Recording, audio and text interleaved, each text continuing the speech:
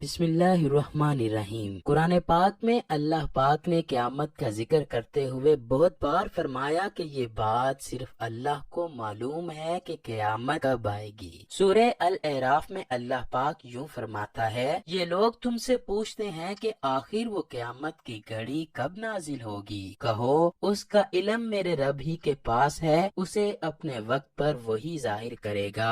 آسمانوں اور زمین میں وہ بڑا سخت وقت ہوگا، وہ تم پر اچانک آ جائے گا۔ سورہ طٰہٰ میں اللہ تعالیٰ نے اپنا ارادہ و منشا بھی بیان کر دیا کہ میں قیامت کے علم کو مخفی رکھنا چاہتا ہوں۔ ارشاد باری تعالیٰ ہے، قیامت کی گھڑی ضرور آنے والی ہے، میں اس کا وقت مخفی رکھنا چاہتا ہوں تاکہ ہر متنفس اپنی صحیح کے مطابق بدلہ پائے۔ مقصد اس کا یہ ہے کہ جس طرح انسان کی موت کی تاریخ اور وقت کو غیر معین و مبہم رکھنے میں بڑی حکمتیں ہیں، اسی طرح قیامت کو جو پورے عالم کی اجتماعی موت کا نام ہے، اس کو مخفی اور مبہم رکھنے میں بھی بڑی حکمتیں ہیں۔ اول تو یہی ہے کہ یقین کرنے والوں کے لیے اس صورت میں زندگی دو بھر اور دنیا کے کام مشکل ہو جائیں گے، اور منکرین کو طویل میعاد سن کر استہزاء اور تمسخر کا بہانہ مل جائے گا اور ان کی سرکشی میں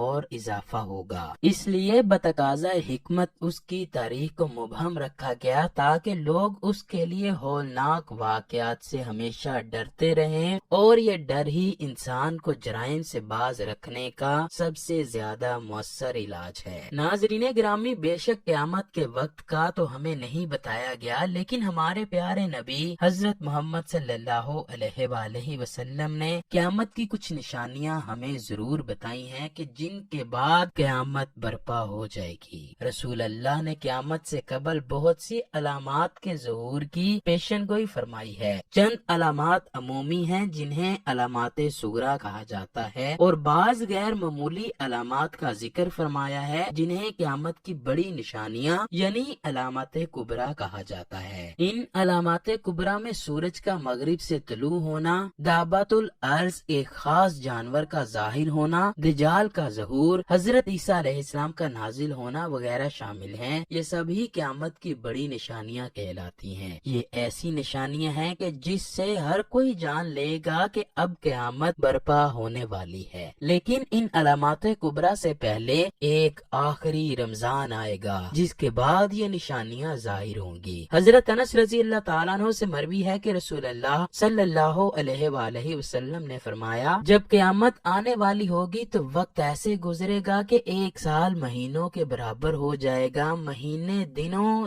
دن گھنٹوں، گھنٹے منٹوں اور سیکنڈوں کے برابر ہو جائیں گے۔ بے شک رسول اکرم صلی اللہ علیہ وآلہ وسلم نے آخری رمضان کے بارے میں ہمیں آگاہ کیا ہے اور فرمایا کہ اس کے بعد کوئی رمضان کا مہینہ نہیں آئے گا، اس کے بعد قیامت آئے گی۔ حضرت نعیم بن حماد رضی اللہ تعالیٰ عنہ سے مروی ہے کہ حضور اکرم صلی اللہ علیہ وآلہ وسلم نے فرمایا کہ قیامت سے پہلے جو بھی رمضان کا مہینہ آئے گا اس میں دنیا والوں کو ایک ایسی خوفناک اور بلند آواز کا سامنا کرنا پڑے گا کہ دنیا کا ہر انسان اس آواز سے ڈر جائے گا۔ ہر کوئی یہ سوچنے پر مجبور ہو جائے گا کہ یہ کس طرح کی آواز ہے اور کس کی آواز ہے۔ کسی کو بھی اس آواز کے بارے میں معلوم نہ ہوگا کہ یہ آواز کہاں سے آئی ہے۔ نبی اکرم صلی اللہ علیہ وآلہ وسلم نے فرمایا، جس سال رمضان میں ایسی دردناک آواز سنائی دے تو ایک سال کا رزق اپنے گھروں میں جمع کر کے رکھ لینا،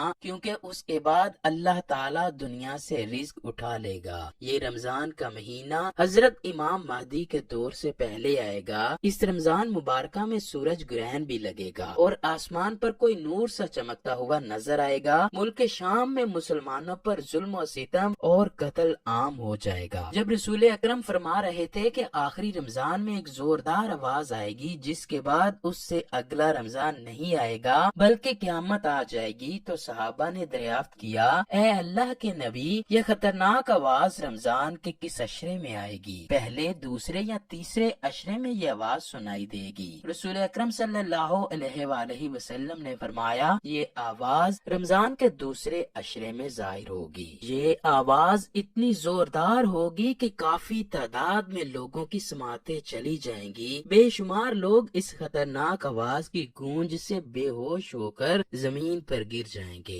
एक रवायत के मुताबिक 70,000 लोग इस आवाज से अपने रास्ते भूल जाएंगे। 70,000 औरतों की इज्जत मट्टी में मिल जाएगी। फिर सहाबा ने पूछा, ए अल्लाह के नबी, आपकी उम्मत में से इस आवाज से कौन लोग महफूज रहेंगे? तो नबी करीम ने फरमाया, वो लोग महफूज रहेंगे जो अपने घरों में ठहरेंगे और अल्लाह की याद में सजदा करके अल्लाह से रो रो कर दुआ करेंगे। रवायात में है कि उस आवाज के बाद एक और आवाज आएगी। पहली आवाज हजरत जिब्राईल अलैहिस्सलाम की होगी और दूसरी आवाज शैतान की होगी। हजरत अब्दुल्ला बिन मसूद रजी अल्लाह ताला अन्हु से मरवी है कि रमजान में चीख सुनाई देगी और शवाल के महीने में बहुत शोर शराबा होगा और जिलकद के माह में कबीलों के लोग एक दूसरे के साथ बगावत पर उतर आएंगे और जिलहज को कत्लो गारत आम हो जाएगी। सहाबा कराम ने दरियाफ्त किया, ए अल्लाह के नबी, ये चीख कैसी होगी? रसूल करीम ने फरमाया, रमजान की 15 तारीख को रात के वक्त एक जोरदार धमाका होगा।